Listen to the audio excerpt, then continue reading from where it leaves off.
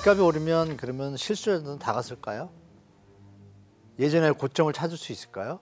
너무 이번 반등에 대해서 커다란 의미를 부여하시거나 좀 긴 호흡을 가지고 대처하시면 좋을 것 같습니다.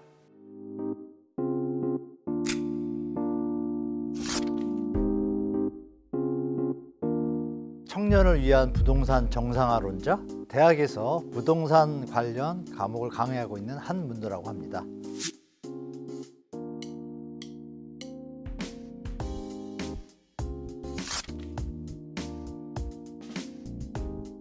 거래량이 반등한다고 집값이 상승한다는 것은 이제 일시적인 단편적으로는 맞는 얘기인데요. 우리가 부동산 시장은 좀 장기성을 가지고 있지 않습니까? 그러니까 일시적으로 반등하거나 기술적으로 반등하는 것에 대해서 상승 기조로 바뀌었다고 얘기하는 건 좀 성급한 결론입니다. 그럼 현재는 지금 정부에서 워낙 전방위적으로 좋게 얘기하면 정상화지만 나쁘게 얘기하면 투기까지 부추길 수 있는 요소들을 다 풀었잖아요. 그렇기 때문에 영끌 전에 팔아가지고 수익이 난 분들이 계시지 않습니까? 그분들 입장에서는 충분히 수익이 났기 때문에 이번 기회에 어떤 투자 요인들을 많이 제공했기 때문에 시장에 들어올 수가 있죠. 많이 폭락한 지역들은. 그 요소들하고 이제 특례보금자리론을 또 풀었잖아요. 묻지도 따지지도 않고 소득 안 따지고, 사실 이 자체가 IMF에서 경고한 내용입니다. 이런 행위를 하지 마라 라고 했는데 우리는 하고 있죠. 특례보금자리론이 지금 반 56% 소진됐거든요. 그러면 43%가 만약에 소진되고 나면 그 다음은 어떻게 될까요? 일단 수요가 다시 주는 건 확실하지 않습니까? 그런 걸 우리가 중장기적으로 봐야지. 그래서 제 생각에 2월, 3월, 4월 초, 중순 4월까지는 조금 이런 현상이 있겠지만 5월 넘어가면서부터는 또 시장이 다시 스텝 다운 방식으로, 잠시 올랐지만 다시 다운 방식으로, 벌써 이제 3월 초에 그 호가를 좀 올리다 보니까 거래량이 늘어나면서 호가를 올리다 보니까 매수세가 약간 관망세로 돌아선 분위기들이 시장에서 나타나고 있거든요. 그래서 그런 부분에서 만약에 지금 소강 상태로 들어갔다가 가격을 더 매도가를 올렸는데도 거래가 없으면 그 소유주 입장에서 다시 낮추겠죠. 또 경제 상황도 또 좋지 않지 않습니까? 1년째 벌써 무역 적자인데, 무역 적자가 나오고 경기가 침체할 때 집값이 오른 적은 거의 없습니다. 코로나 때 자금을 많이 풀어가지고 유동성 확보 때문에 일시적으로 올랐지만 역사적으로 그런 경우가 없기 때문에 너무 이번 반등에 대해서 커다란 의미를 부여하시거나 급격하게 시장에 대처하시는 것은 조금 좀 빠르시다, 성급하다고 말씀드리겠습니다.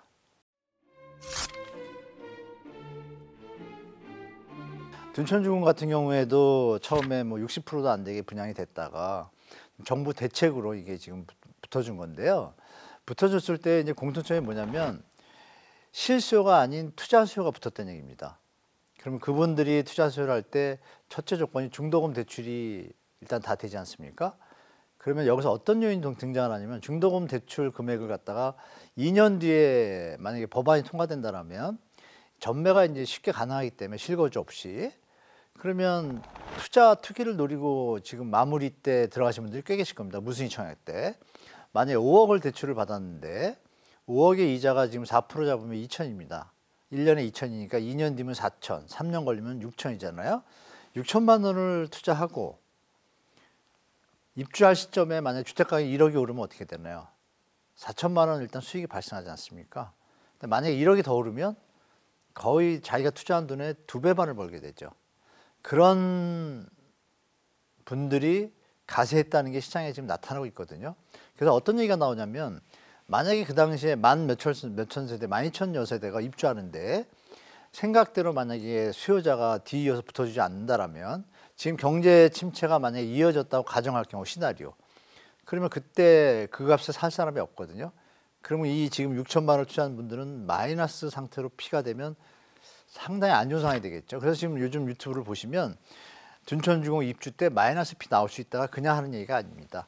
그러면 두 번째가 집값이 오를 때겠죠, 시나리오가.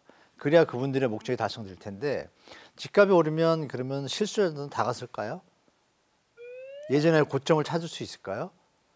상식적으로 좀 이해가 안 되지 않습니까? 그러면 일시적 반등에 그칠 게 많다라고 보는 게 좀 합리적인 판단이죠, 여러분들도. 그러니까 이런 현상들이 언제까지 갈 것인가를 보면 2008년을 더듬어 보시면 너무 좋습니다. 2008년도에 지금과 비슷한 대책을 다 던졌습니다. 그때 6개월 동안 30% 하락한 서울 강남 일대 주택 가격이 6개월 만에 다시 고점을 다 찾았습니다. 그리고 그 다음부터 7년 동안 하락했습니다. 스텝다운 방식으로, 계단식으로. 이 기억을 우리가 더듬어 보시고 파월 장관이 얘기한 걸 기억해 보시면 너무 좋습니다. 젊은 분들이요, 집 사지 마세요. 금리 인하하고 경제가 좀 안정되면 사세요라고 한 얘기가 그냥 한 얘기가 아닙니다. 그래서 지금 뭐 반등이다, 상승이다 이런 얘기는 너무 성급한 판단이시니까 이 시장의 흐름에 대해서 뭐 일희일비할 필요 없으시고 좀 긴 호흡을 가지고 대처하시면 좋을 것 같습니다. 청년도, 부동산도 사랑하는 한문도라고 합니다. 여러분들이 또 착각하시는 게 금리 인하가 되고 나면 계속 내려가거든요. 전혀 잘못된 판단입니다. 폭등해야 되잖아요. 아니잖아요.